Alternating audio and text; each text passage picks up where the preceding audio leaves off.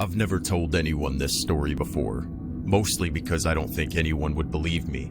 But every night since it's happened, I wake up drenched in sweat, my heart racing, terrified that I'll hear it again. It started one night when I was driving home late. The road I take cuts through a stretch of woods, dark, empty, no streetlights. I'd driven it hundreds of times, but that night felt different. My headlights seemed swallowed by the trees, and even with the windows rolled up, I swear I could hear the forest breathing. Then, my car's radio, completely dead for months, screeched on. Just static at first, but buried in it was a whisper. I couldn't make out the words, but it sounded like someone gasping through the static, trying to speak directly into my ear. I snapped it off and kept driving, trying to laugh it off, but that's when I saw her. A woman standing on the side of the road, pale dress, hair hanging down in front of her face. She didn't wave, she didn't move, she just stood there.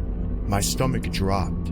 I drove past her without slowing down, but the moment I looked into my rearview mirror, she was gone. Not walking away, not fading into the trees, just gone. I made it home, trying to convince myself I was tired, maybe hallucinating.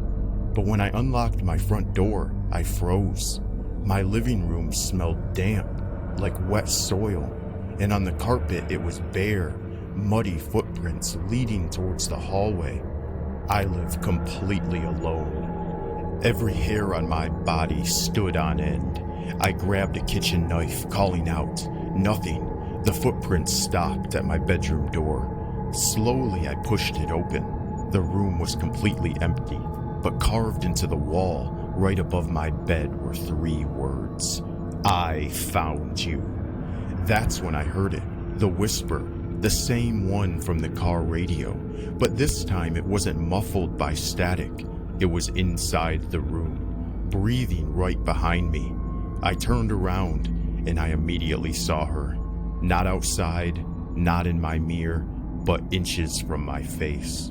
Her mouth was wide open, black and endless, and when she screamed, it wasn't a sound, it was every sound. A train, a scream, breaking glass, 1,000 voices begging for help all at once.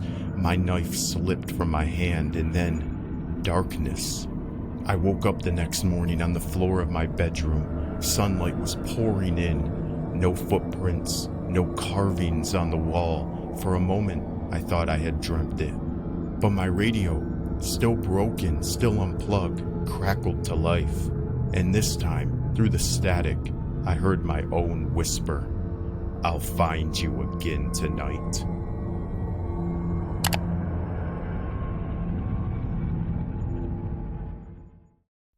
I need you to listen carefully, because after tonight, I don't know how much longer I'll be here. If you're watching this, don't come looking for me. I made a mistake that followed me home. It started a week ago. I was driving home late after work when I saw a man standing on the side of the road. He wasn't waving for help, wasn't holding out his thumb, just staring at the cars as they passed. Normally I wouldn't stop, but the way he looked at me as I drove by, I swear his head turned unnaturally far, like an owl locking eyes with me in the dark. The next night I saw him again. Same spot, same blank stare, except this time he smiled. I told myself it was just a coincidence, a trick of exhaustion. But that night, I woke up around 3 a.m. My room was pitch black, silent. I thought I heard breathing, not mine. It was slow and steady, coming from the corner.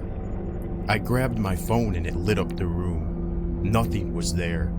But when I turned off the light again, the breathing started back up. Since then, strange things have been happening. My door creaks open on its own. I hear footsteps in the hall when I'm home alone. Sometimes when I check the mirror, I see something, someone, standing just behind me. But when I turn around, there's nothing there. I tried telling myself I'm just paranoid, but then last night, I found something that froze my blood. On my front porch, laid neatly on the doormat, was a Polaroid photo, a photo of me, taken from outside my window while I was asleep. I immediately called the police, but they searched the property and found nothing. No footprints, no signs of forced entry. They left and I tried to calm down. But just a few hours ago, I heard tapping on my bedroom window. My curtains were drawn, but the sound was rhythmic. 3 taps, pause, 3 taps again. I didn't want to look. I forced myself to peek through the curtain, and he was there. The same man from the road, his face pressed against the glass, but this time grinning. His eyes were so wide, like he wasn't even human anymore. I screamed. I backed away, but when I looked again, he was gone, just completely gone with no sound and no trace. Now as I'm recording this, I can hear him inside the house. His footsteps are slow, getting closer and closer with every moment. I locked the door, but wait, no. Oh God, he's not outside the door anymore. I can hear him breathing right behind me. Don't turn around.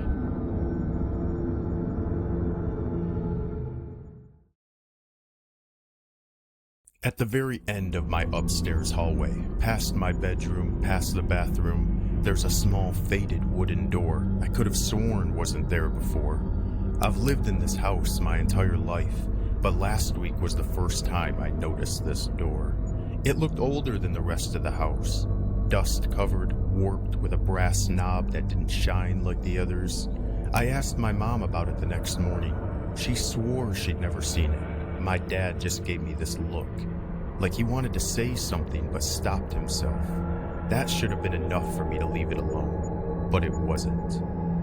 The first night I tried to sleep after noticing it, I kept hearing things. Not banging, not scratching, it was much worse than that. Breathing, slow, wet breaths, the kind that sound too close to your ear even when you're alone. I sat up staring at my door, certain that someone was in the hallway, but when I opened it, the house was silent, completely still, except that little door at the end of the hall. I could have sworn it was open just a crack. The next day I decided to test it. I went to the door, put my hand on the knob and twisted. It turned, but the door wouldn't open all the way, just enough for me to peer inside. Behind it wasn't another room. It was just wrong. Like looking into a space that didn't belong in this house or anywhere really. The walls were covered in dark stains. The air reeked like something rotting. And in the center of the room was a chair. Just an old wooden chair facing the doorway, like it was waiting for me. I slammed the door shut so hard the frame rattled. That night, the breathing came back, but louder. This time when I opened my eyes, my bedroom door was completely open. I never leave it open. And the little door at the end of the hall, it was wide open too. I couldn't move, couldn't scream. I just laid there staring, and then I saw it. Something stepped out of the doorway, not walking, crawling. Its limbs bent at angles that shouldn't exist, dragging itself across the floor toward me. Its face, God, its face looked almost human but stretched too thin, like skin pulled over a skull that was too small. And the sound, it wasn't breathing anymore. It was laughing. I shut my eyes, praying it would vanish. When I opened them, it was gone. The door was shut again, like nothing ever happened. I told myself I'd imagined it. Lack of sleep, stress, really anything to get it off my mind. But last night, I woke up sitting in that same chair, inside that same room. The door was closed behind me, and this time, I wasn't alone. There was something in the dark corner, crouched low, its grin wider than a person's face should ever be. And in the silence, I finally understood. The door wasn't waiting for me. It was waiting to keep me.